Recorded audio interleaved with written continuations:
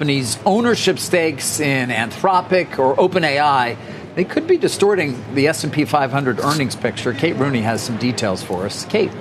Hey, David. So Amazon, Microsoft, and Alphabet all saw massive earnings growth in the recent quarter. But if you look past some of the headline numbers, it was mostly due to their venture capital portfolios, not the underlying business. So these companies have significant stakes in OpenAI and Anthropic. In the case of Alphabet, you've got SpaceX as well as a big factor there. Changes in valuation for those companies need to be reflected in quarterly income statements, and it has distorted the overall earnings picture from what we're seeing. Earnings growth for the S&P is approaching 50% year over year. That's according to LSEG. Then if you strip out those mark-to-market investment gains from some of the mega cap tech companies, it is a lot less bullish. You get closer to 29% growth. That is an 18 percentage point adjustment there. Is a lot closer to what analysts had been forecasting. Consensus for the quarter was closer to 24% earnings growth. These gains are lumped into what's known as other income, so there's varying degrees of transparency from each of the tech companies.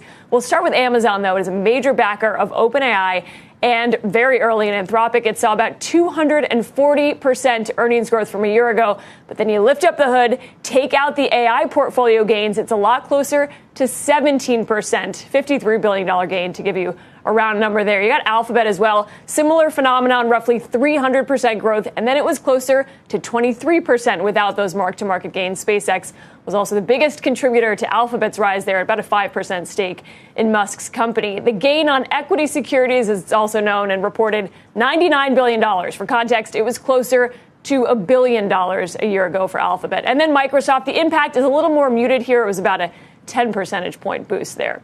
Does underline, guys, just how intertwined these AI labs are becoming with big tech and their impact right now on the entire market, even before they go public themselves, guys. I always think about this with Salesforce because they invested in Series C Anthropic in 2023 and have participated in every round. And I mean, I don't know exactly how much or what that's worth right now, but Salesforce's own market cap is only $150 billion.